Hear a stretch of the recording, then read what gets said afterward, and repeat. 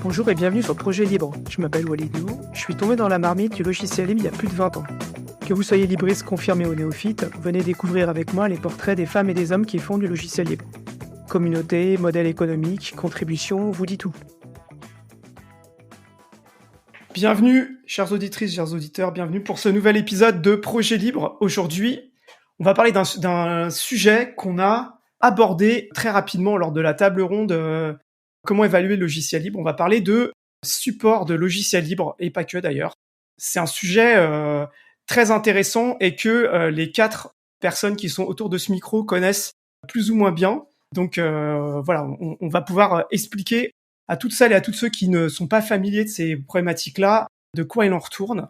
Et donc, pour parler de ce sujet, j'ai avec moi mon fidèle compère Raphaël Sémété, qui connaît bien ce sujet-là, il nous en dira 2 mots aussi. Et puis, j'ai 2 invités.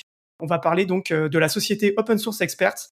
J'ai Cédric Ravalec, qui est responsable des opérations, et Jérôme Herlédan, qui est directeur de projet.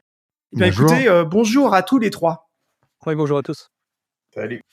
Pour introduire, est-ce que tu veux juste, Raphaël, dire un mot sur ce que tu connais, toi, de ce sujet-là? Comme ça permettra à tout le monde aussi de savoir pourquoi tu connais bien le sujet. Ok.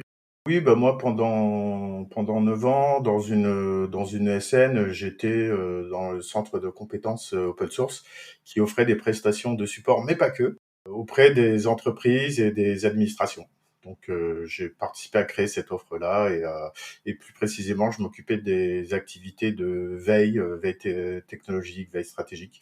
C'est pour ça qu'on en a parlé lors de la table. On était collègues, j'ai pas directement travaillé sur l'activité de support, mais mes collègues travaillaient dessus, donc j'ai aussi quelques notions. Voilà. Écoutez, on va passer à la présentation de Cédric et de Jérôme. Cédric, est-ce que tu veux bien commencer par te présenter et nous dire qui tu es et comment tu as découvert le logiciel libre, s'il te plaît? Alors bonjour à toutes et à tous. Donc Cédric Ravalec, moi ça fait plus de 20 ans que je suis dans l'open source et j'ai découvert l'open source quand j'ai débuté dans le monde professionnel. Donc c'était juste avant la bulle Internet. J'ai démarré mon activité professionnelle dans l'open source avec la première société qui apportait du service dans ce domaine-là. On appelait ça d'ailleurs des SS2L, Société de services en logiciel libre. Et cette société s'appelait Alcove. Voilà, qui était donc la première société d'expertise et c'est comme ça que j'ai démarré. Et après d'ailleurs, il y a donc une dizaine d'années, en effet, j'ai rencontré Raphaël et toi aussi, Walid. Nous étions collègues à un moment. Exactement. C'est un petit monde, c'est un petit monde. Voilà, c'est tout petit. J'ai rejoint, OZ, Open Source Expert, il y a quelques mois pour développer l'activité commerciale de cette société, de ce projet qui va bientôt avoir 1 an, dans quelques jours maintenant. Et j'ai rejoint Jérôme qui m'a convaincu de rentrer dans l'aventure. Jérôme, je te laisse te présenter. Oui, donc Jérôme Herlédan. Donc moi, je connais le logiciel libre depuis la fin des années 90 avec l'université où on lançait un terminal pour jouer à Code 3 en réseau. Et la blague, c'était Linux, c'était un système multitâche, Windows ne l'est pas. Après, naturellement, je suis intéressé au logiciel libre via Framasoft, donc avec l'annuaire de logiciel libre. Et puis, j'ai installé du Mandrake à l'époque chez moi. Et puis après, de parcours personnel dans le monde du logiciel libre depuis plus de 20 ans et professionnel depuis quelques années. Et j'ai travaillé ces dernières années, avant de rejoindre Open Source Expert, dans la même ESN que Raphaël et toi, Walid, au même centre d'expertise. On en reparlera parce que ça a une importance par rapport à la création d'Open Source Expert. Le monde est vraiment tout petit.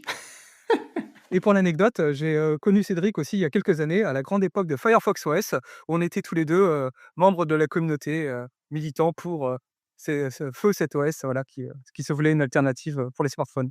Pas feu parce qu'il existe encore, pour peu de gens qui le savent d'ailleurs, on peut donner une information, c'est que ça a été repris par un ancien d'Alcatel OneTouch et des Indiens et maintenant ça s'appelle KaiOS pour information, voilà, KAIOS.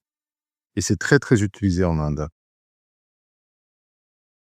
Si on rentre dans le vif du sujet, si on commence à parler de la problématique qui nous intéresse ce soir, c'est-à-dire le support autour de l'open source dans les administrations et les grosses sociétés, la première chose que j'aimerais comprendre et qu'on introduit, c'est si moi je suis une société ou une administration que j'ai du logiciel libre, quels sont mes enjeux et qu'est-ce qui fait qu'à un moment, je vais me dire, OK, il me faudrait peut-être du support sur ces sujets-là.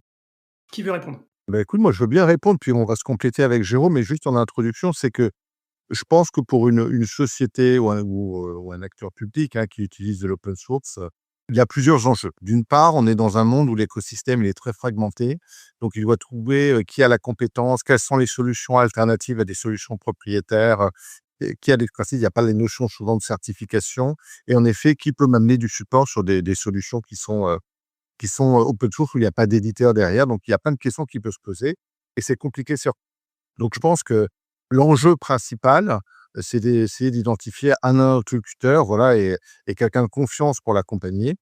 Donc si on reprend un peu ces grands sujets, c'est, trouver un interlocuteur de confiance qui peut lui amener, on va dire, une réassurance sur les produits qu'il utilise en produit.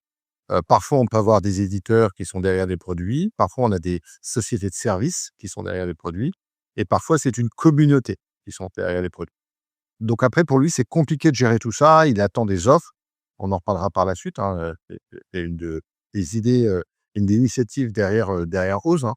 Donc voilà, c'est trouver le bon interlocuteur par rapport à une réassurance qu'il souhaite avoir, par rapport à des solutions et puis après, c'est de trouver, la bonne expertise pour l'accompagner dans la mise en œuvre. Moi, c'est ce que je dirais de mon côté. Jérôme, je te laisse compléter. Souvent, les DSI, en fait, qui sont sensibilisés à l'open source, sont confrontés à des dirigeants qui vont leur dire: «Oui, mais avec, du logiciel propriétaire, j'ai une offre clé en main packagée, j'ai un interlocuteur, une hotline, je paye des licences et du support». Tandis que côté open source, bah, c'est plein de briques différentes, c'est plein d'éditeurs différents, comment je peux faire? Et donc du coup, l'idée, c'est vraiment d'avoir une offre équivalente qui puisse, se positionner en alternative aux solutions propriétaires. Et on voit avec, bah, les, problématiques géopolitiques actuelles que, bah, cette dépendance donc déjà un à des solutions propriétaires est un sujet et 2 d'autant plus si les solutions sont, des solutions, d'origine américaine. À partir de quand on a commencé à se dire: «OK, ben, il faudrait faire du support, quel acteur pourrait faire ça?» Moi, je dirais que c'est les années 2000, hein. C'est-à-dire qu'au début, si on reprend l'histoire de l'open source, si tu veux, juste avant les années 2000, c'était beaucoup d'universités qui commençaient à utiliser de l'open source, notamment au niveau des réseaux, que ça a commencé par l'infrastructure, hein, principalement. Et c'est quand finalement internet a explosé, les infrastructures internet, d'accord? Qui sont quasiment toutes basées sur des briques open source, hein.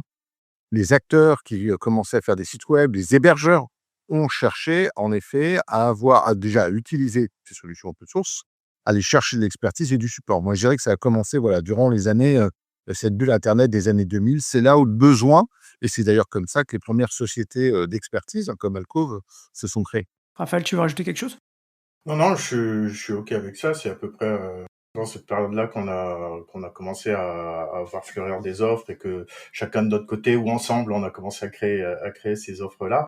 Donc la bulle Internet et puis après avec l'explosion de la bulle Internet et la visibilité qu'ont gagné un peu les logiciels libres open source, bah, ça commençait à être adopté par des entreprises ou des administrations.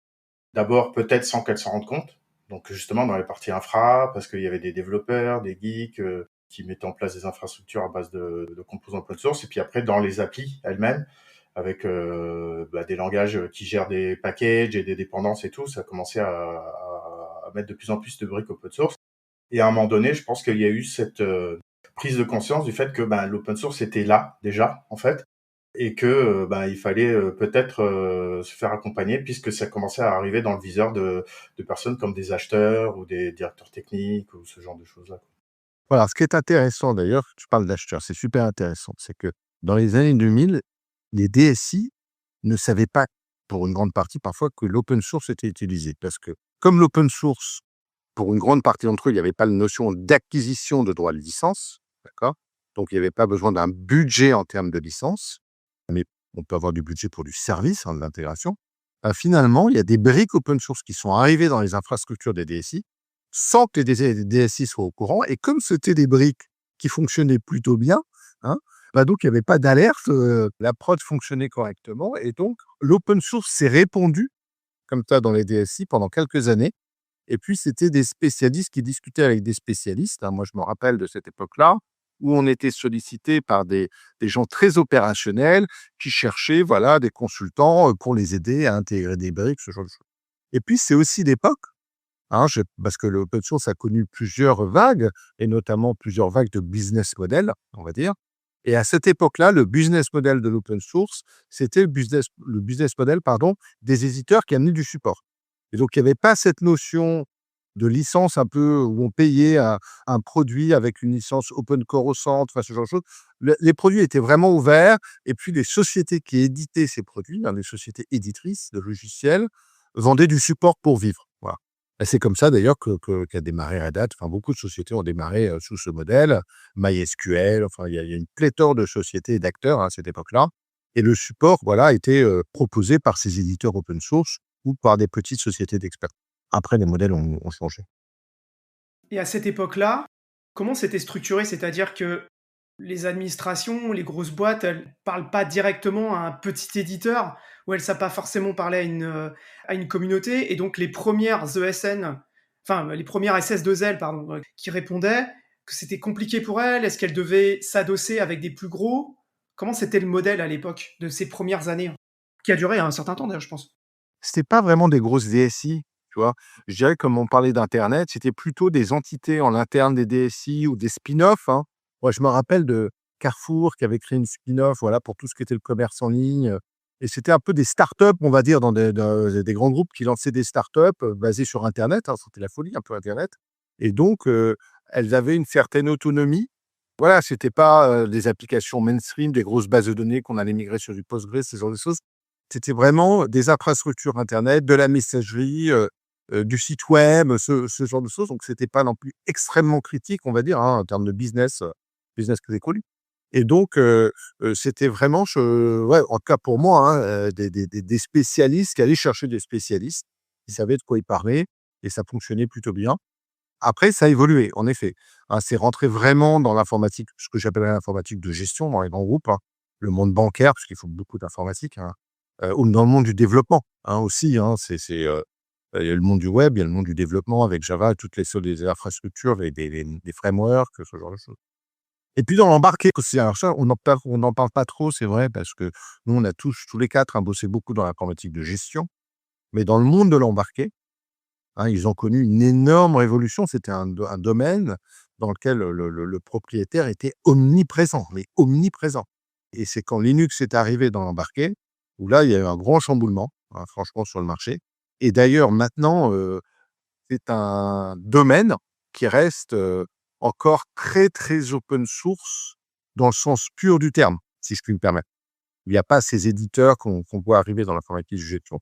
Ça reste encore des puristes, et c'est omniprésent dans le système embarqué d'informatique. Jérôme, tu veux rajouter quelque chose? Dans les années 2000, moi, j'ai commencé ma carrière en fait en travaillant donc sur des gros projets Java J2E où on utilisait donc de l'open source, mais sur du back-end. C'est-à-dire que toute la couche de développement, c'était des serveurs Red Hat avec, du développement sur base de logiciels libres, mais il y avait pas cette culture du logiciel libre. C'était des postes Windows, on était en ESN et il y avait pas de notion de reversion de code, mais c'était vraiment, les serveurs, eux, tournaient sur Linux et il y avait donc, les premières briques en fait, open source qui se déployaient. Donc là, c'était au MINEFI, le ministère de l'Intérieur et petit à petit, en fait, ça a amené aussi après, Ministère des Finances. Ministère des Finances. pardon, ministère des Finances, pardon, oui. Le ministère des Finances, le MINEFI et petit à petit, après, il y a eu, l'arrivée, en fait, de courant 2010, dans ces années-là, du socle interministériel du logiciel libre, qui a issu, en fait, d'une première initiative du ministère des Finances d'avoir un marché de support pour les briques open source qu'ils utilisaient en interne et peu à peu, ils ont étendu ça à d'autres ministères et donc ça, je pense que ça correspond à une époque où vous étiez donc, dans le fameux centre d'expertise, dans l'ESN, c'est ça? Oui, oui, tout à fait. On a tous plus ou moins travaillé sur ces marchés-là, hein, c'est clair. Ok, ça se développe. Les grosses donc SS2I à l'époque, qu'on appelle maintenant ESN, qui commencent à s'intéresser à ça aussi. Les premiers marchés interministériels sortent. Donc au départ, c'est plutôt des gros qui répondent à ces marchés-là. Tu avais 2 mondes, là. Je pense que tu avais le monde du privé et du public, déjà.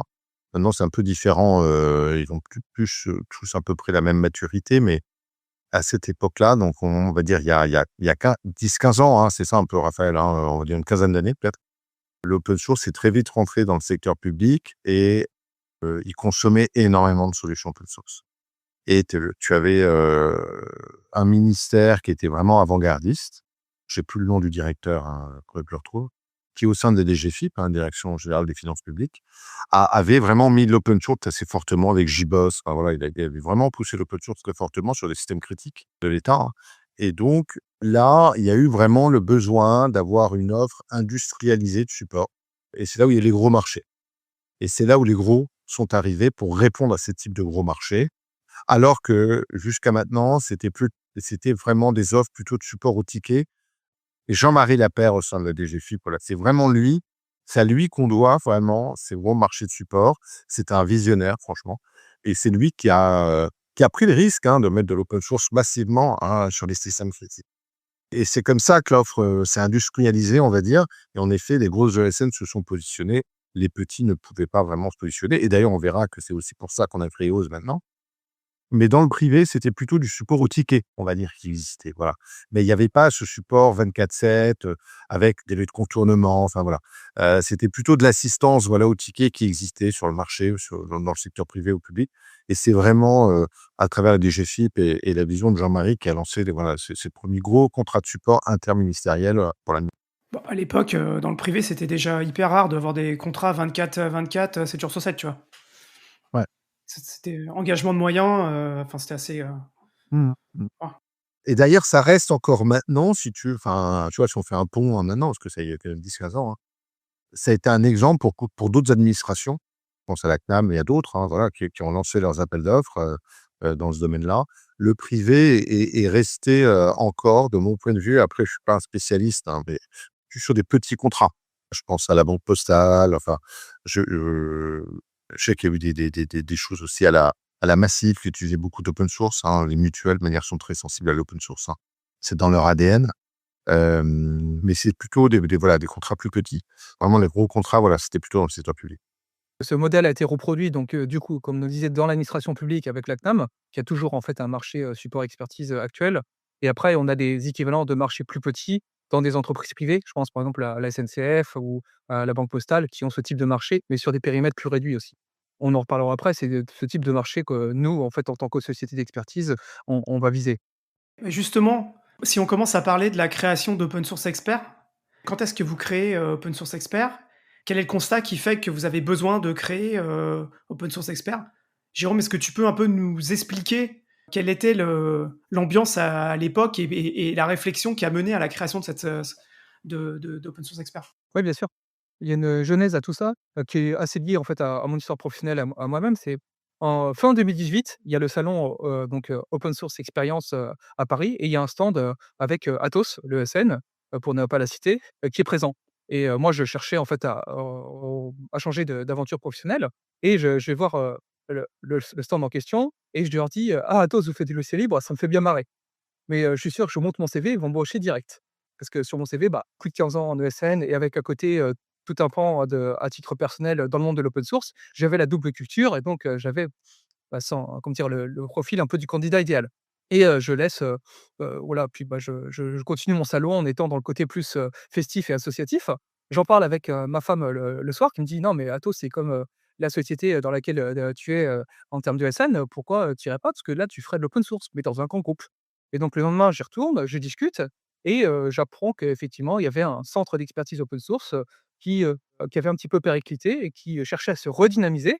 Et donc l'idée, c'est de les rejoindre pour, apporter, ma connaissance et de l'écosystème open source pour, redévelopper un petit peu, ce centre en s'appuyant sur le responsable qui venait de reprendre, l'entité, quelques mois auparavant. J'arrive courant 2019, donc chez Atos.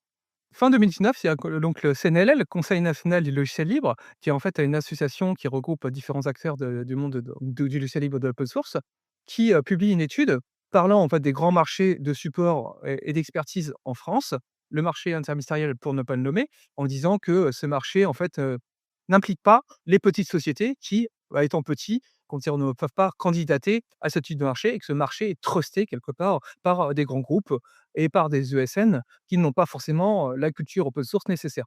Force de ce constat-là, en fait, moi, j'en parle à mon responsable en lui disant: «Bah, il y a peut-être quelque chose à faire en tant qu'ESN, de se rapprocher et entité open source, de se rapprocher du CNLL pour voir un petit peu, bah, qu'est-ce qu'il préconise et comment on pourrait travailler en apportant le savoir-faire, le vivier, le côté gros, de l'ESN et l'expertise et les spécificités des petits, de l'écosystème, de PME françaises». Et donc c'est comme ça que, en 2020, il y a un groupement qui s'est constitué, donc avec Atos en porteur, en fait, de la réponse pour le marché et de différents acteurs du monde de l'open source, donc des sociétés comme Bluemine, Vortex, FactorFX, Arawa et d'autres. Nous avons répondu, à différents marchés et on a gagné donc le marché de support interministériel en 2020 Et donc Atos a été titulaire de ce marché de 2020 à 2024 avec donc ce fameux groupement. Ça a été reproduit, donc c'est ce type de réponse après sur les années suivantes sur d'autres marchés. Atos a été gagné également le marché d'Acnam avec toujours ce système de groupement. Et moi, donc durant, comment dire, durant ma carrière chez Atos, j'étais, chef de projet et je travaillais avec, ces différents acteurs en tant que chef de projet. Donc j'avais la connaissance et la culture du monde open source, mais en étant côté ESN. Ça m'a permis en fait de gagner en expérience en relation avec les différents, partenaires de ce groupement. Et fin 2024, le constat était que Atos, bah, était, dans une phase un petit peu difficile avec, une scission qui devait se faire en fait, entre Atos et Eviden, l'incertitude, de quoi l'avenir sera fait, la problématique qu'une ESN reste une ESN.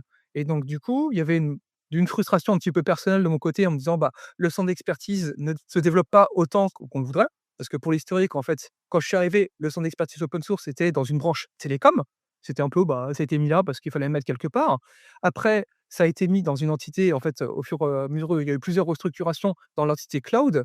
Et le centre d'expertise open source, en fait, était labellisé Cloud by Red Hat. C'est qu'en fait, il y avait une entité cloud, globale qui englobait le cloud by Microsoft, par, Google, par Amazon et un petit peu, bah, voilà, si vous le et le quatrième, c'est le cloud par Red Hat/IBM en alternative. Et au sein de cette entité, cloud by Red Hat, il y avait la moitié de l'activité, c'était vraiment autour d'OpenShift et l'autre moitié, c'était, bah, un petit peu de l'expertise open source. Mais il y avait un côté frustrant où on était toujours bloqué par, bah, la vision, c'est que le cloud va se développer et puis, bah, les marchés de support open source, c'est un peu, en perdition, alors que c'est pas du tout le cas. Du coup, 5, dirigeants en fait, qui travaillaient déjà ensemble, se sont dit: «Bah, on va créer notre propre structure pour pouvoir avoir notre indépendance et éventuellement répondre avec d'autres ESN». Donc sur des marchés où il faudra répondre avec une ESN, on pourra répondre avec Atos, qui reste partenaire, mais rien ne nous empêche de travailler avec d'autres comme Soprasteria, Capgemini ou un Thales ou autre, pour avoir plus de diversité. Et c'est toujours bon en fait d'avoir un petit peu du challenge et de pas rester sur des acquis. Et donc du coup, il y a un an, les 5 dirigeants donc des sociétés Bluemind, qui est donc l'éditeur de messagerie, FactorFX, qui est spécialisé autour de tout ce qui est la virtualisation Proxmox, de Bluemind, parce qu'ils fournissent en fait, du Bluemind en SaaS en tant qu'intégrateur et éditeur du logiciel OCS Inventory. Vortex, qui est un intégrateur qui a une forte expertise open source et qui travaille aussi sur les domaines de l'identité. Arawa, qui travaille sur du collaboratif, donc Nextcloud, et la Visio et Debug Button, entre autres, et InnoCube, qui sont plus spécialisés sur les aspects juridiques, gouvernance open source, en fait, se sont associés pour cofonder une structure qu'on appelait Open Source Expert, OSE de son petit nom. Et donc, naturellement, en fait, bah, j'ai eu connaissance de la création de cette entreprise-là, bah, j'ai dit: «Bah, moi, je vais être dans cette aventure parce que ça me permet de continuer à travailler, en fait, avec, des sociétés avec qui j'ai des affinités et il y a un projet, en fait, d'entreprise, qui correspond à mon envie». Donc en fait, c'était un peu l'aliment des planètes, au bon moment. Donc, moi, j'ai rejoint l'aventure en juin dernier et Cédric nous rejoint un petit, comment dire, en fin d'année dernière pour développer les activités. C'est quoi la structure juridique? Donc c'est une société à action simplifiée, une SAS. C'est-à-dire que les 5 sociétés, en fait, sont actionnaires et cofondatrices de OSE. Et pour l'anecdote, c'est pas la première société qu'ils cofondent ensemble. FactorFX et Vortex avaient déjà créé, en fait, antérieurement, une société qui s'appelle ITSMNG, qui est éditeur, en fait, du logiciel du même nom, qui est un fork de GPI. Donc déjà, il y a un précédent qui est la co-création d'ITSMNG et donc en fait, ITSMNG est un peu le grand frère, de OSE, quelque part.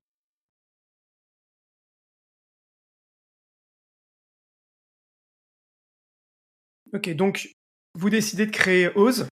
Tout à l'heure, tu as évoqué le fait que OSE, le but c'était, de répondre à des marchés, de moyenne taille, c'est ça? Ou alors j'ai pas très bien compris ce que tu disais? En fait, c'est de répondre à pas que des marchés de moyenne et de grande taille. En fait, c'est de répondre à la problématique de un grand groupe industriel ou public a besoin en fait d'avoir un interlocuteur unique, mais qui puisse lui fournir en fait un certain nombre d'expertises. Et le problème, c'est que de contractualiser avec un ensemble en fait de prestataires différents pour des missions ponctuelles, ça peut être compliqué. Donc l'idée, ça va être de dire voilà, on a un guichet unique qui va être OSE, qui va être en fait en frontal, et dans le back-end, c'est pas nous qui portons l'expertise. Attention, c'est pas d'être une ESN ou une société de services en logiciel libre, une SS2L, c'est d'être une petite structure, mais qui va apporter en fait un vivier de l'écosystème open source de partenaires. On reviendra après sur ce que ça veut dire la notion de partenaire open source, mais donc c'est de dire, voilà, on a un client, on va contractualiser sur la forme d'un marché ou autre et au moment du cycle de vie du marché, on fera intervenir le bon interlocuteur au bon moment pour répondre à ces problématiques open source, qui peuvent être en fait un accompagnement sur des briques, une montée en version, du conseil, de l'audit, vraiment de répondre en fait à l'ensemble des prestations qu'on pourrait mettre derrière le mot expertise open source. C'est plus large que juste le support, c'est-à-dire corriger des bugs. Ça couvre pas mal d'autres prestations, en fait. C'est tout ce qui peut accompagner un client final dans l'utilisation de ce genre de briques. Oui, c'est ça. En fait, l'éventail qu'on va essayer de couvrir, en fait, en termes de besoins, ça va des prémices. En fait, c'est, je veux me mettre à l'open source, comment ça se passe? C'est quoi ces problématiques de licence, de GPL, de licence Apache et cetera. Donc du conseil au niveau, juridique, sur les problématiques d'open source, de stratégie. Une fois que la stratégie est établie, ça va être le choix, en fait, des solutions alternatives et pour ça, on va utiliser, en fait, la rédaction de mémoires de veille utilisant la méthodologie QSOS, qui est, chère à votre cœur, à tous les 2 et donc en fait, on n'a pas inventé la roue, c'est on utilise des recettes qui marchent bien. Donc on va accompagner le client en lui disant: «Voilà, les alternatives à VMware sont ces solutions-là et dans votre contexte, c'est sur cette solution-là qu'il faut miser». L'étape d'après, ça va être de poker cette solution pour valider en fait, la faisabilité et l'intégration au sein du SI, l'accompagner dans la mise en place et l'industrialisation de cette solution et une fois que c'est mis en place et que ça passe en production, là, on va passer sur une phase de run, donc d'accompagnement avec du support. C'est-à-dire, support au sens où, si on identifie des bugs ou autres, ou des problèmes, bugs, mais c'est pas forcément bug dans le logiciel, ça peut être aussi dans le paramétrage, des problèmes de performance, de latence. On va l'accompagner pour utiliser ces logiciels open source dans le cadre du quotidien et après, dans la montée de version pour, répondre en fait à des problématiques d'indépendance du numérique et de pérennisation aussi des solutions au sein du SI. Ça va de l'identification de pourquoi je devrais faire de l'open source jusqu'à je suis convaincu, j'ai des briques open source au quotidien, mais mon métier, c'est pas de faire de l'informatique. Mon métier, c'est de faire, de l'informatique de gestion, c'est de faire de l'embarqué, c'est de faire différents voilà, c'est l'informatique est un outil et au sein de cette informatique de mon SI, j'ai de l'open source et nous, en fait, on se positionne sur l'accompagnement autour de ces briques open source. Bon, on en parlera peut-être après sur la partie contribution, mais il y a peut-être aussi de la maintenance évolutive ou ce genre de choses pour coller à des besoins clients, ce genre de choses. L'élément différenciant de Oz, en fait, c'est que on a des fondateurs qui sont issus du monde du logiciel libre et de l'open source, qui ont une forte adhérence, en fait, à la culture du logiciel libre, avec ce côté, contribution, et participation et nous-mêmes, Cédric et moi-même, on est issus du monde, du logiciel libre. On a cette culture-là et c'est ce qu'on essaie d'inculquer, en fait, en disant, voilà, dans Oz, on a le nom open source, qui est, enfin, le nom commercial du logiciel libre que des grands décideurs comprennent et c'est dès notre nom, on affiche clairement que, on va travailler avec du logiciel open source. On va éviter, tout logiciel propriétaire, on n'est pas une société spécialisée là-dedans. C'est plus accompagner dans la migration de solutions propriétaires vers des solutions open source et derrière d'expliquer aux décideurs que l'open source, c'est pas être consommateur, mais c'est être consomme-acteur. Ça veut dire qu'il faut jouer le jeu de l'open source, ça veut dire mettre de l'argent pour financer des évolutions et reverser ces évolutions-là, donc évolution ou correction de bugs et cetera et de jouer le jeu et notre rôle aussi, c'est une ambition qu'on a, c'est de s'appuyer sur les OSPO, donc les Open Source Program Officers, qui sont des personnes en fait qui sont les, monsieur ou madame open source au sein des, entreprises privées ou publiques, qui sont des points de relais, de s'appuyer sur elles et eux pour porter ce message auprès de la DSI de dire: «Voilà, tout seul on va plus vite, mais ensemble on est plus fort» et donc en mettant chacun un petit peu d'argent dans ce panier-là, en fait on va reverser en fait, des contributions qui vont être utiles à tout à chacun et garder ce côté souveraineté et indépendance via des logiciels open source. Donc en fait, notre mission aussi, c'est de porter ce côté l'open source, c'est pas du logiciel gratuit, c'est du logiciel qui permet d'avoir une indépendance, qui nécessite un financement en faisant vivre des éditeurs, des intégrateurs, mais cet argent n'est pas dépensé en fait pour des licences qui financent en fait, des entreprises, et des actionnaires. Ça fait vivre des gens au quotidien. Pour les auditrices et auditeurs qui veulent en savoir plus sur les OSPO et la gouvernance des logiciels, je vous renvoie vers l'épisode sur la Lutèce et Cité Libre sur la mairie de Paris et aussi l'épisode avec Sébastien Dino. On parle de tous ces sujets-là. Voilà, c'était ma... Voilà, c'est des très bons exemples en fait de personnes avec qui, on peut interagir en fait, pour travailler ensemble en bonne intelligence, pour, Pour finir sur la structuration, vous êtes combien dans Open Source Expert? et comment ça se passe la gouvernance de tous ces acteurs? La structure, juridique La et structure. ceux qui sont rattachés à la structure, on est 4. Voilà, et puis après derrière, on a, plus de 300, personnes à travers l'ensemble des partenaires pour l'instant qui font partie de OSE. Voilà un petit peu comment on est organisé. Je sais pas. Et nous, donc on va s'occuper, des personnes qui font partie de OSE. C'est pour s'occuper du commerce, du marketing, hein, d'aller identifier, voilà, les projets, faire connaître l'initiative, promouvoir, voilà, à travers des livres blancs, on pourra en parler aussi, tout à l'heure. Et puis c'est la partie donc pilotage des projets, hein, qu'on est amené à gagner. Et puis, on fait un petit peu de consulting, voilà, en stratégie, comme, Jérôme l'expliquait très bien tout à l'heure.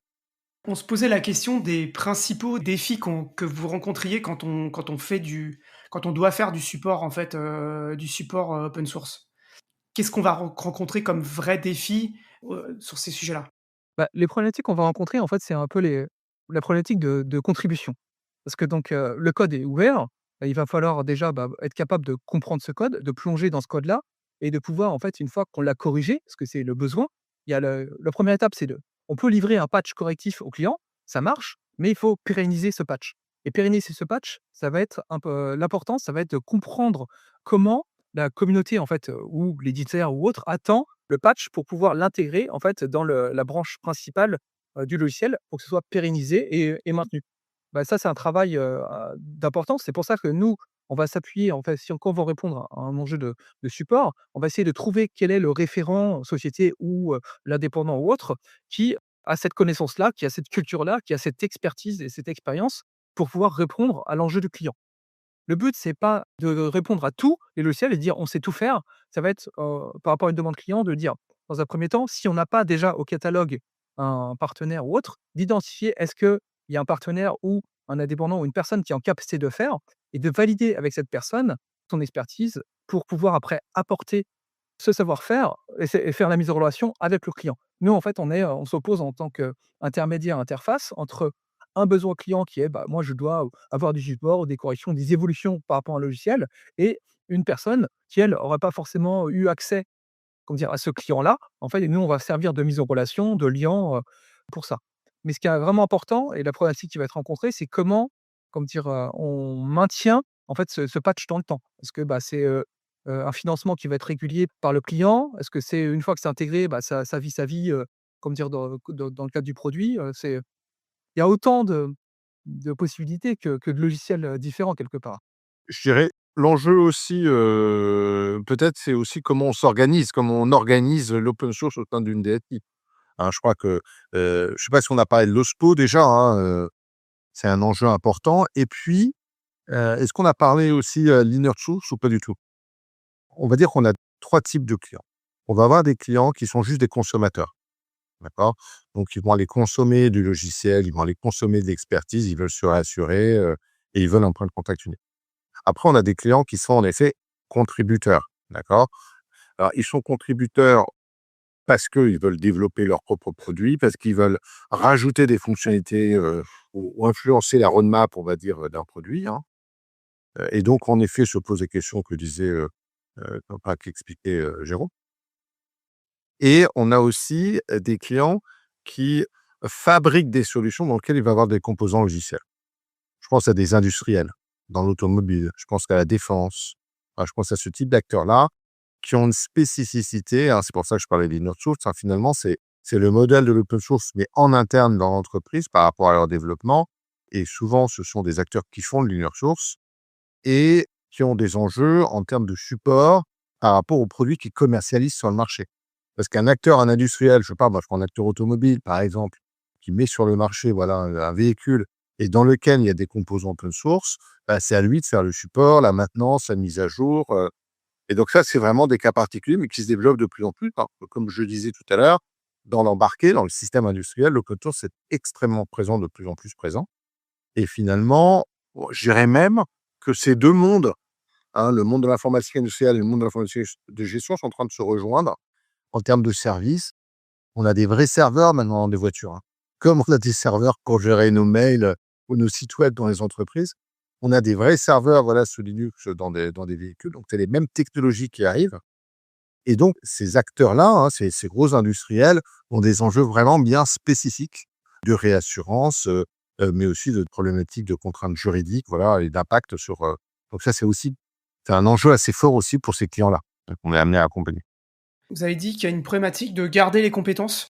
Vous, votre problématique, c'est trouver les bonnes personnes qui sont capables de contribuer potentiellement sur un temps long sur des projets, quoi. Et c'est pas forcément toujours très évident, je suppose. Sur les tendances, c'est pas notre métier, c'est plutôt le métier des grosses ESN. Nous, c'est d'expertise qu'on vend. Ah, si c'était ça ta question, Ouais, hein, ouais, enfin, l'expertise, ce que je veux dire, c'est qu'il faut identifier la bonne personne et ouais. potentiellement, il faut faire en sorte que la bonne personne, vous gardiez des bonnes relations avec elle pour que s'il y a des trucs, vous puissiez la recontacter dans le futur, quoi. C'est ça que je veux dire, c'est pas du one shot, quoi. Tout ne repose pas sur une personne, hein, ou si c'est le cas, bah, il y a quand même un risque sur l'utilisation du projet, hein. Ça fait partie des critères, hein.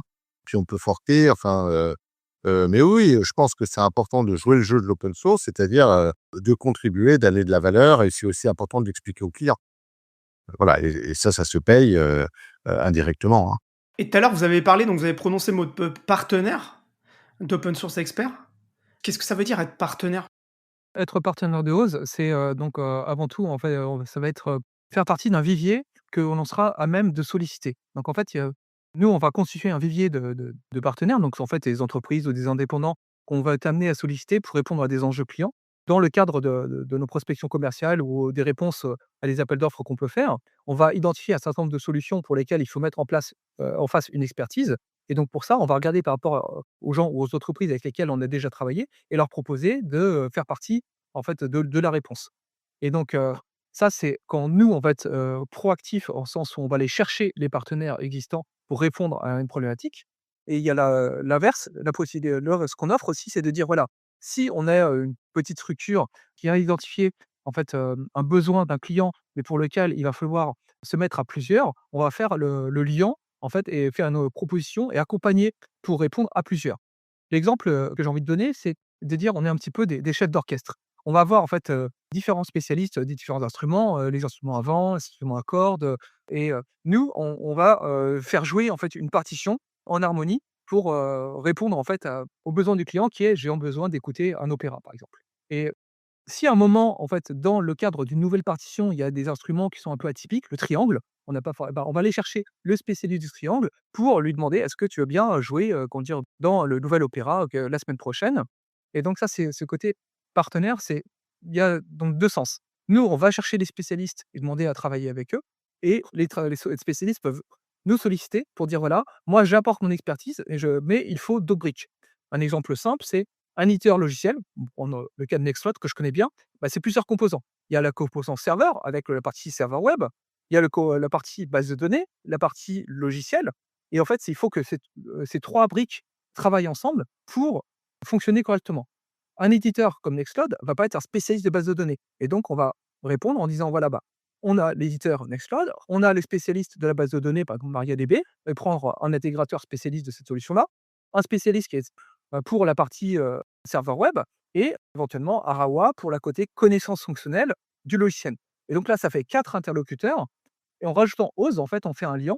C'est pour répondre aux clients en disant: «Voilà, à travers Ose, vous avez accès à ces 4 expertises-là, mais c'est un chef d'orchestre qui va gérer la coordination, le pilotage, l'accompagnement pour que tout se passe bien». Parce que c'est 4 entités différentes qui n'ont pas forcément l'habitude de travailler ensemble, bah, nous, on va jouer le côté facilitateur. Donc ça, c'est le côté partenaire. Ce qui est important dans le choix des partenaires, c'est la connaissance et la reconnaissance par ses pairs dans la communauté open source. C'est-à-dire qu'il faut que quelqu'un qui se dise expert de l'open source soit reconnu en tant que tel. C'est-à-dire que c'est, quelqu'un qui a pignon sur rue, qui a une visibilité depuis longtemps, qu'on voit dans des événements ou des salons et qui, joue le jeu de l'open source au travers de soit des patchs, des contributions qui peuvent être au niveau code, mais pas que. Les contributions, ça peut être aussi, de la documentation, des articles, des conférences qui montrent un savoir-faire et une expertise reconnue et ça fait partie des critères de sélection. Et être partenaire, c'est aussi adhérer à la charte d'Open Source Expert. On en fait une charte, c'est, en fait un peu les 10 commandements de OSE, parmi lesquels il y a cette importance d'adhérer aux valeurs du logiciel libre. Et par exemple, être membre de l'April, l'association de promotion et de défense du logiciel libre, bah, c'est, une plus-value ou de sponsoriser des événements en fait à but non lucratif, hein, comme il peut y en avoir un certain nombre dans l'année, comme, bah, le Capital du Libre ou les JDL de Lyon. Bah, être sponsor de ce type d'événement, c'est montrer qu'on voilà, on s'implique dans les communautés open source et dans les cadres de nos réponses, en fait, on met en avant aussi cette implication, comment dire, dans l'écosystème de l'open source. Tu as cité Nextcloud, et cetera, des produits qui ont un modèle, enfin, comment dire? Des produits qui ne sont pas open core. Mais quid des produits open core sur lesquels il y a un éditeur derrière? Est-ce que vous offrez du support à travers OSE sur des solutions open core avec un éditeur? L'idée, c'est pas être de remplacer le travail des éditeurs, mais de travailler en bonne intelligence avec l'éditeur. C'est que ce qu'on va dire aux clients, c'est qu'il y a des solutions open core ou autres où l'éditeur en fait a choisi comme modèle économique d'avoir un modèle de souscription. On va pouvoir faire par exemple la mise en relation et travailler en bonne intelligence avec ces modèles économiques-là en disant voilà, c'est l'éditeur qui fait le support sur la partie logicielle, en fait pure de son métier, mais nous on va être en accompagnement pour les briques autour. Parce que forcément, cette partie logicielle métier, tourne, comme on disait tout à l'heure, sur une infrastructure qui, elle, peut être 100 open source, la base de données, les serveurs web, ou autres. Et donc c'est vraiment d'essayer d'avoir un mix et d'accompagner le client dans le bon choix avec le côté, bah, souscrire à un éditeur, mais avoir aussi un accompagnement à côté. En fait, c'est d'essayer d'avoir un peu le meilleur des 2 mondes. C'est pas forcément facile. Les éditeurs vont pas forcément, souscrire à ça, mais c'est quelque chose, auquel on réfléchit et on aspire. Dans ce cas d'un modèle open core, le client, s'il a un bug sur l'outil, ben, sur le logiciel, il va s'adresser au support, de l'éditeur, quoi. Je me posais la question parce qu'en fonction des éditeurs, avoir des relations, être capable de soumettre des patchs et qu'ils soient acceptés, ça peut être plus ou moins compliqué, voire même certains qui veulent pas, en fait. Mais ce que je comprends, en fait, c'est que dans vos partenaires, vous avez plusieurs types, comme il y a plusieurs types d'acteurs et de communautés. Et donc, vous, ce que vous allez faire, c'est masquer un peu cette diversité vis-à-vis d'un client pour lui offrir un guichet ou un point d'entrée unique. Comment ça se passe, les partenariats, justement? C'est à façon, vous discutez à chaque fois, vous avez des modèles que vous poussez en avant, ou après, c'est peut-être au bout d'un an, vous êtes peut-être en train de défricher encore tout ça, mais voilà, c'était pour savoir un peu, est-ce que à chaque fois, chaque partenariat, il est rediscuté? Vous avez des choses standards? Il y a pas de contrat, si tu veux, il y a pas une notion de contrat. Le contrat, il n'existe que quand on contractualise avec un client, d'accord? C'est plutôt d'adhérer à une charte, hein, en termes de valeurs. Ça, c'est un point important, qu'on ait les mêmes valeurs, le partenaire et OSE, notamment par rapport aux contributions, ce genre de choses. Après, c'est, de voir s'il y a un intérêt pour eux, et la plupart, c'est oui, c'est positif, hein, de passer à travers OSE pour certains projets parce qu'ils cherchent tous des activités, ils voient un intérêt parce que l'open source, c'est pas qu'une seule brique qu'on met en place dans le SI, hein, donc souvent on est amené à travailler avec d'autres collègues, d'autres compétences, ce genre de choses. Donc c'est plutôt faire connaître, on va dire, auprès d'un écosystème qui est très morcelé en France, hein. Il y a beaucoup, beaucoup d'acteurs en France, et en Europe, donc c'est vraiment de promouvoir et de commencer à gagner des projets avec eux. Tu as dit, il y a pas de contrat avec le partenaire. Le contrat, c'est au moment où en fait, on signe un contrat avec un client. Le contrat, si tu veux, c'est plutôt le fait d'adhérer à une charte. C'est ça qui est important. C'est-à-dire que voilà comment on veut fonctionner, on défend les mêmes valeurs. Ça, pour nous, c'est extrêmement important.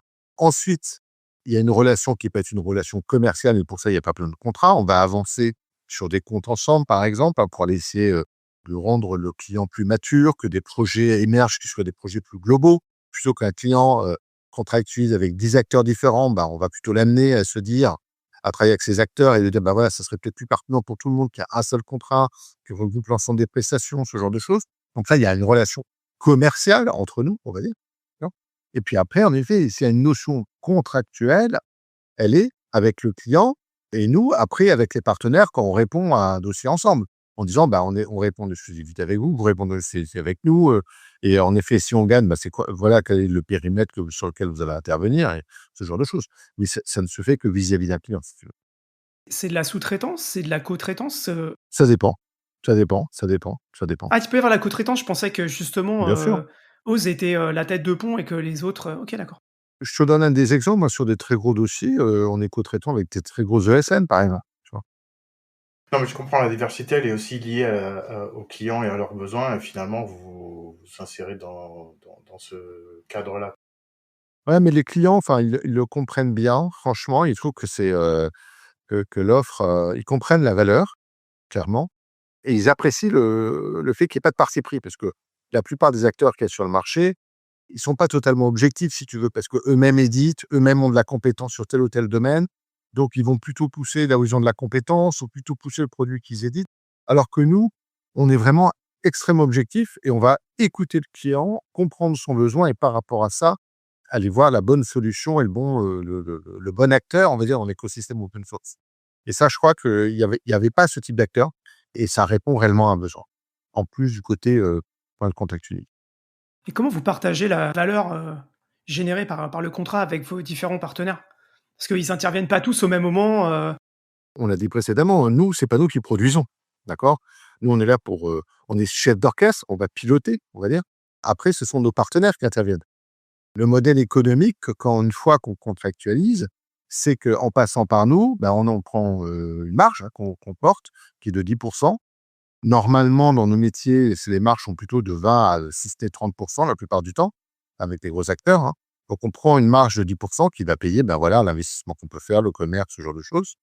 Donc en contractualisant, à travers Rose auprès d'un client, ils vont intervenir et nous, on a une marge de 10 dans le business total, voilà, qui permet de financer la solution. Et en fait, à côté, dans le dispositif, on va éventuellement vendre donc dans la prestation globale de l'accompagnement, de la chefferie de projet et cetera, donc qui va être, valorisé et à un TJM particulier, donc dans le cadre de la prestation et l'expertise réalisée par le partenaire ou le prestataire, en fait, est clairement indiquée, vis-à-vis du client. Donc dans le client, en fait, si on fait un découpage, il y aura donc, sur un prix de 100, il y aura 10 qui vont être pris pour le côté administratif, porter, la responsabilité, du contrat et cetera, et les efforts d'avant qui ont pu être faits. Et après, si, comment dire, sur les 90 restants, et ben, il peut y avoir 30, 30, 30 parce qu'on a 3 partenaires différents qui interviennent à un tiers, un tiers, un tiers. Il peut y avoir peut-être 50 pour un partenaire et puis quelques jours pour un autre et Ose qui est en chefferie de projet à 2 jours par mois. Et c'est une équation qu'on va présenter au client en lui disant voilà, c'est dans le dispositif, vous avez telle et telle personne. Et si à un moment donné, notre client s'aperçoit que bah, finalement, il y a pas plus de valeur ajoutée de Ose parce que, bah, la base de données fonctionne parfaitement, la partie web marche parfaitement, il y a plus que besoin de contractualiser avec l'éditeur. On sortira du dispositif et là, il prend un contrat de support classique auprès de l'éditeur si c'est le modèle économique. En fait, on n'impose pas de comment dire? De rester avec nous à tout moment. C'est vraiment dès lors qu'il y a plusieurs interlocuteurs, de dire: «Voilà, on rajoute une couche Ose qui simplifie la relation contractuelle avec, notre client». Et c'est aussi de faire comprendre à des grands comptes que, bah, ils ont des besoins, en fait, qui sont similaires au sein de différentes entités et donc en se réunissant, en fait, au sein d'un même marché, ils vont pouvoir accéder, en fait, via Ose à ces mêmes prestataires, en fait. C'est que, ils sont plusieurs à travailler avec les mêmes entités qui sont nos partenaires, donc ça fait autant de contrats et d'administratifs chez eux, de dire: «Bah, voilà, bah, on va créer une simplification, vous gardez les mêmes marchés, vous gardez les mêmes expertises avec ces prestataires-là, mais on va apporter un lien et peut-être que là, vous mettiez 100, 100 et 100, et bah, vous mettez un tout petit peu plus, mais vous simplifiez au niveau administratif et donc et vous mutualisez et vous rationalisez aussi les usages de vos briques open source et quelque part, il y a un travail aussi de fond à faire avec, ces grands groupes-là. juste pour les auditrices, auditeurs qui ne savent pas, TJM, taux journalier moyen, c'est le taux, auquel, dans les sociétés, on vend, une journée de prestation, d'une ressource, voilà. Que je comprenne bien, parce que c'était pas très clair pour moi, la répartition entre les partenaires, elle est faite au moment où on signe le contrat, en fait? On va dire, bah, au moment où on signe le contrat, il y a 100, nous on prend tant et puis les autres, en fonction de ce qu'on estime être le volume, vous prenez tant, tant et tant, quoi. Oui, ou ça peut être aussi au fil de l'eau, c'est-à-dire qu'en fonction des besoins exprimés par le client, en fait, on peut avoir un contrat de base, en fait, un socle financier et après, bah, il y a des prestations, en fait, qui vont être demandées. Il va dire: «Tiens, j'ai besoin de mettre en place un SSO». On va dire: «OK, bah, pour répondre à votre problématique, on va faire une proposition». La proposition, c'est, un calendrier, un enjeu, un périmètre et pour répondre à cet enjeu-là, c'est tant de temps de telle société et donc et on propose un chiffrage. En fait, on fait des devis sur mesure au fil de l'eau. Donc en fait, on n'a pas forcément d'engagement, au départ, ça dé sur, une masse financière qui va être fournie à notre prestataire. C'est de dire voilà, bah, au moment où le client nous exprime un besoin, on va vous solliciter pour nous accompagner dans la réponse, parce qu'on va pas faire de réponse technique sans l'approbation et une expertise de notre partenaire. C'est vraiment lui qui, nous dit voilà, c'est tel le périmètre, c'est ça, les, possibilités et les limites et le calendrier et les enjeux. Et une fois qu'on a toutes ces informations-là, on porte en fait la rédaction du devis à notre client et on joue notre rôle en fait, facilitateur pour ça. Et si, le client, challenge en fait, challenge, on va retourner vers le partenaire en lui disant: «Voilà, bah, est-ce qu'on réduit le périmètre? Est-ce que le calendrier est serré?» En fait, on peut pas tout faire tenir, 9 femmes ne font pas baby en un mois. Ça va être notre travail en fait d'être en frontal pour faire comprendre ça au client que, bah, mais toujours en impliquant l'expertise de notre partenaire qui lui sait comment on fait, un bébé, et il sait que c'est en 9 mois. Raphaël, tu des questions ou? Non, non, c'est clair, je vois bien le montage, et cetera. Ce qui va faire la différence, finalement de Ose par rapport à peut-être d'autres acteurs qui sont plus génériques et cetera, c'est cette connaissance, de l'écosystème open source, des bonnes pratiques, d'où une charte que vous mettez en place. Et donc il y a cet aspect contribution dont on a déjà parlé. Comment ça se passe justement? Est-ce que vous avez des contraintes ou des éléments de stratégie que vous avez mis en place pour s'assurer que déjà les clients, eux, ont compris et ont envie de contribuer à travers Ose ou à travers les partenaires de Ose? Et comment ça c'est suivi? Ou est-ce que vous faites un suivi? Est-ce que ça fait partie des choses que Ose apporte aussi comme surcouche au-dessus des partenaires? Bah, ça, c'est quelque chose qu'on va demander en fait, à nos partenaires, c'est de dire: «Voilà, dans le cadre des réalisations que vous allez faire par le client, donnez-nous en fait des justificatifs» entre guillemets, ça peut être des liens vers des commits ou autres, des, contributions que vous avez pu faire pour que nous on capitalise là-dessus, pour pouvoir après communiquer aussi, bah, via les réseaux sociaux ou autres, de façon publique, en disant: «Voilà, il y a de l'argent qui a été investi, ça a permis d'améliorer ou de contribuer à ce logiciel-là». Et dans la partie chefferie de projet, on va sensibiliser le client à, lors des grandes instances en fait, bimensuelles ou comme qu'on appelle des copiles, des comités de pilotage, on aura un volet de présentation pour dire: «Voilà votre argent, comment il était investi et qu'est-ce que ça a donné concrètement?» Sans forcément rentrer dans le détail puisque, bah, un grand DSI ou, un grand responsable, le mot commit, il en a pas besoin, mais dire voilà, matérialiser à travers des indicateurs, en fait, des diagrammes ou autres, les bénéfices obtenus via l'argent qui a été investi et leur faire comprendre que c'est pas uniquement du code, c'est aussi une renommée qui a une importance en fait, pour l'entreprise en termes d'image. C'est-à-dire qu'en termes de RH, c'est-à-dire voilà, bah, cette société a des outils et des solutions open source au sein de son SI. Donc il y a un côté attractivité, de se dire: «Tiens, bah, si je vais travailler dans cette société-là, j'utiliserai des logiciels libres et open source». Il y a le côté aussi donc, elle joue le jeu de l'open source en s'impliquant, en contribuant, donc il y a un côté positif, en termes d'image et ça, c'est quelque chose qu'on va, essayer de matérialiser dans des indicateurs, auprès des directions. Quand le partenaire il fait des commits pour un client en particulier, il mentionne le contrat ou c'est juste son travail habituel et il fait son. Enfin, parce que je sais que parfois tu peux arriver à dire ça a été fait dans le cadre de machin. Ça va être, soumis en fait à l'approbation du client. Si le client souhaite en fait, que ça soit, de notoriété publique et en visibilité, bah, on demandera à ce qu'il y ait, dans le label du commit en fait, ce travail a été financé par, telle entité. Après si, comment dire? Il estime pour des raisons en fait, de sécurité, ah faut pas qu'on sache que j'utilise telle version de tel logiciel parce que c'est confidentiel référence ou autre, bah, on ne mentionnera pas. Mais nous, on aura quand même trace en interne parce que la valeur ajoutée de Ose aussi, c'est de capitaliser sur la connaissance du SI de l'entreprise et plus on travaillera avec un client, plus on capitalisera sur la connaissance de son SI, en sachant, voilà, il a tel type de solution Linux, il a tel et tel outil et cetera, pour que le jour où, en fait, il y a un intervenant autre qui intervient, ils connaissent le contexte. Toujours pareil, hein, j'utilisais l'image de Nextcloud, bah, si, comment dire, on fait intervenir, d'autres briques pour s'interconnecter avec le Nextcloud, par exemple, bah, du Big Blue Button, d'avoir la connaissance de quelles sont les versions Nextcloud, des distributions Linux en dessous et cetera et que bah, dans le cadre du développement de son Digital Workplace, le client souhaite intégrer maintenant du Big Blue Button, bah, on apportera cette valeur ajoutée de connaissance et de capitalisation sur la connaissance du SI du client. Et donc, en fait, c'est ce qu'on essaie de faire passer comme message, c'est la rémunération qu'on prend aussi sert à créer en fait une base de connaissances du contexte open source d'un client.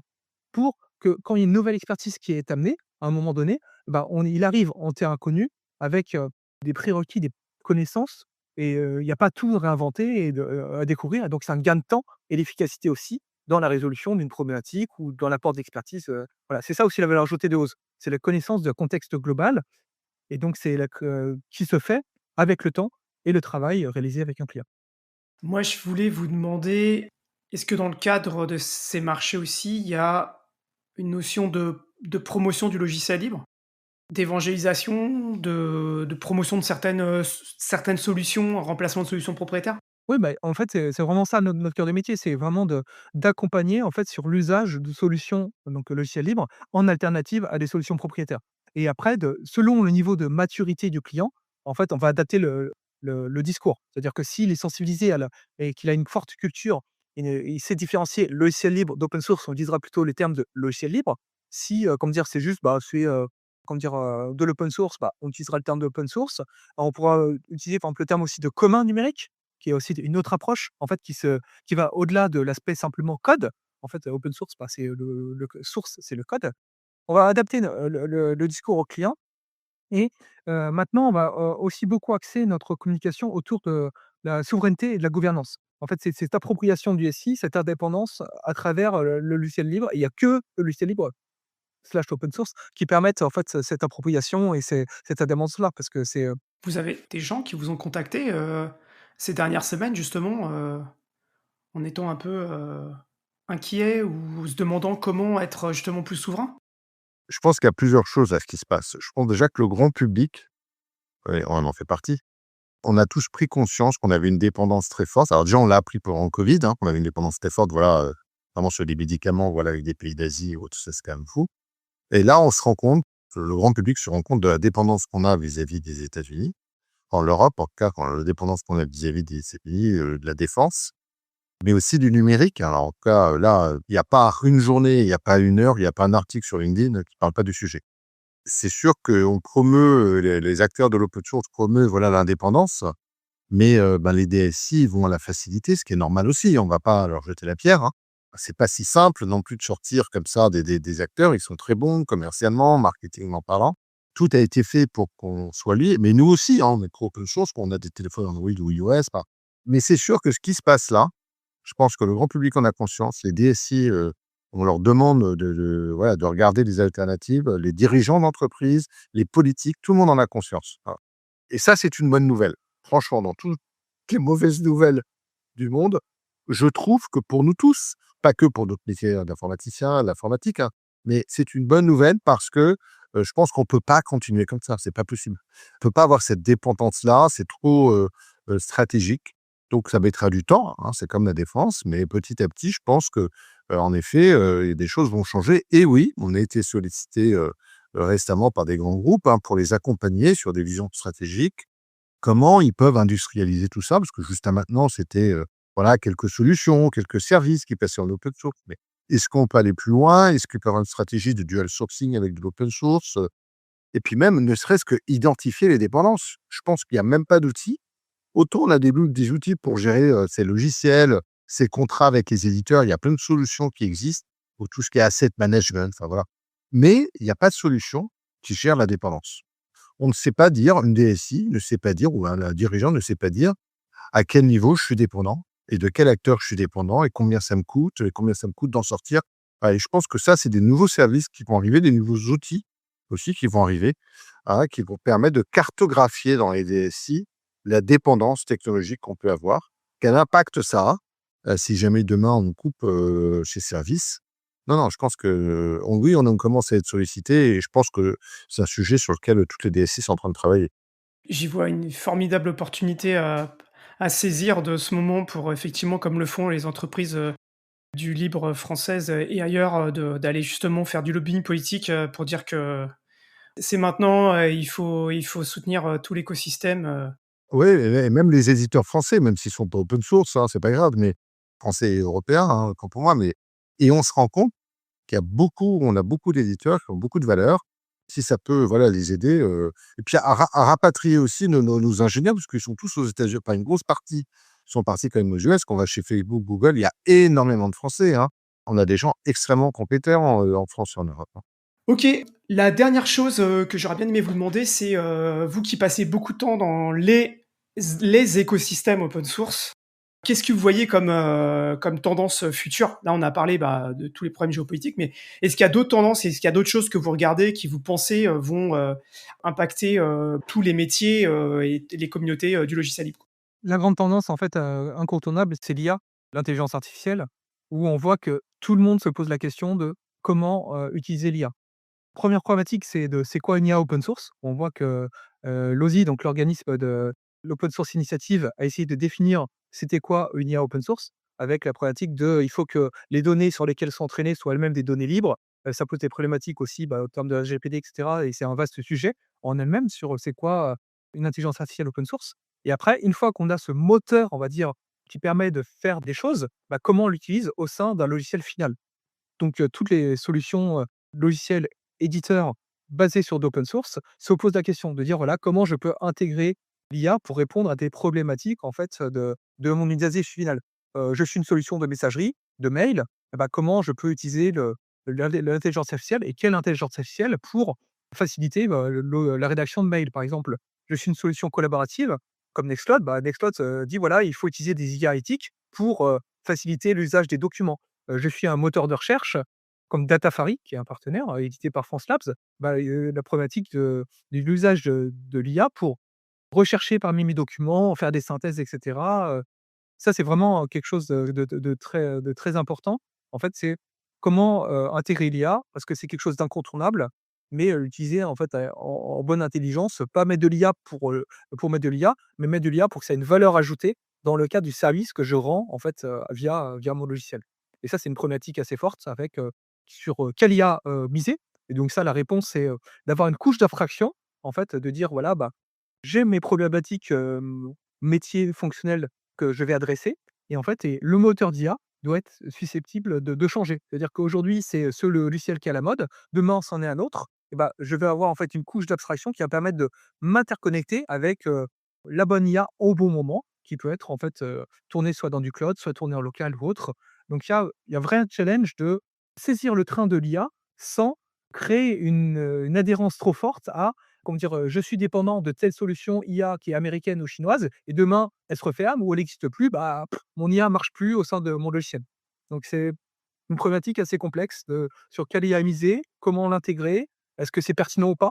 Parce que mettre de l'IA pour mettre de l'IA, il y a pas d'intérêt, parce qu'on le sait que c'est aussi une source de consommation d'énergie, parce qu'il y a la création de billets en elle-même, mais après la faire tourner au quotidien, ça rajoute une dépendance en fait, en termes de puissance machine et énergétique. Donc c'est un coût aussi pour l'utilisateur final. Donc ça c'est vraiment le sujet, donc à l'heure actuelle, c'est, l'IA et la gouvernance. C'est l'indépendance. De qui elle dépend? Est-ce que c'est du gouvernement américain? Est-ce que c'est une solution qui est purement chinoise? Parce que la Chine fait beaucoup d'open source, mais voilà, qu'est-ce que ça veut dire aussi, cette solution-là? Très bien, on arrive à la fin. Avant de se quitter, je vais juste vous demander à chacun de me faire un mot de la fin. Si vous avez un message à passer, c'est maintenant. Cédric, à toi l'honneur.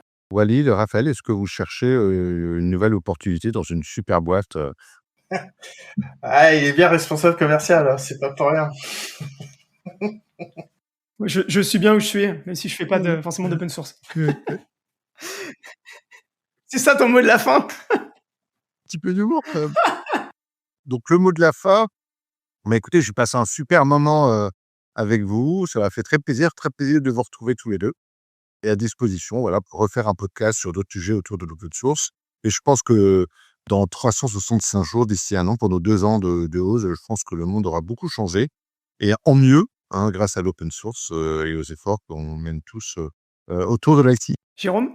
Moi, je dirais, qu'on attend avec intérêt, en fait, le relancement de QSOS. En fait, il y avait une conférence qui avait été faite à l'Open Source Experience en décembre dernier avec, potentiellement une implication d'Open Source Expert en tant que contributeur, pour, redynamiser, en fait et créer et participer à la communauté qui se créera autour de QSOS. Parce que c'est un outil qu'on utilise et donc, en bon acteur de l'open source, c'est, utiliser l'outil, mais aussi, y participer, s'impliquer pour, éventuellement influencer son développement.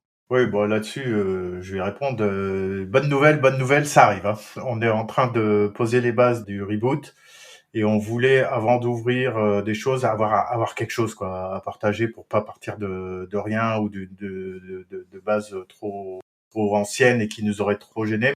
Je pense que pour Solution Linux, on aura vraiment des trucs à présenter et probablement avant, on aura des choses à partager à la communauté, ouais.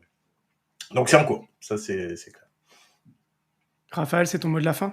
Ouais, voilà. Enfin, pour le mot de la fin, c'est ça. Et c'est, je suis content, quoi, 15, 20 ans après que j'ai commencé à bosser dans ces milieux-là et dans ce type d'activité-là, de me rendre compte que c'est toujours là, qu'il y a d'autant plus besoin avec toutes les discussions qu'on a eues au niveau géopolitique, IA, pérennité, dépendance, etc., que l'open source est d'autant plus clé aujourd'hui et fait tourner le monde et va continuer à le faire tourner, on l'espère, dans le bon sens, quoi. Voilà, ça, c'est mon mot de la fin. Ok. Mon mot de la fin, c'est aussi géopolitique. C'est effectivement, je pense qu'il y a une vraie opportunité et à montrer aussi nos solutions, que notre éthique, la manière dont on voit les choses, dont on fait de l'open source, etc. Et que et qu'on a une vraie chance maintenant de certainement de pouvoir le faire. Là, il y a vraiment une espèce de momentum, donc c'est vraiment super. Et je pense qu'on va en parler pas mal sur le podcast. J'ai pas mal d'autres idées là-dessus, justement sur ces sujets. Écoutez, merci à tous les trois. Ça m'a fait super plaisir qu'on parle de ce sujet-là. Écoutez, merci beaucoup. Portez-vous bien. Pour les auditrices et les auditeurs, comme d'habitude, partagez l'épisode autour de vous. Si vous voulez faire des commentaires, ce sera avec très grand plaisir. Merci. Bonne soirée. Salut.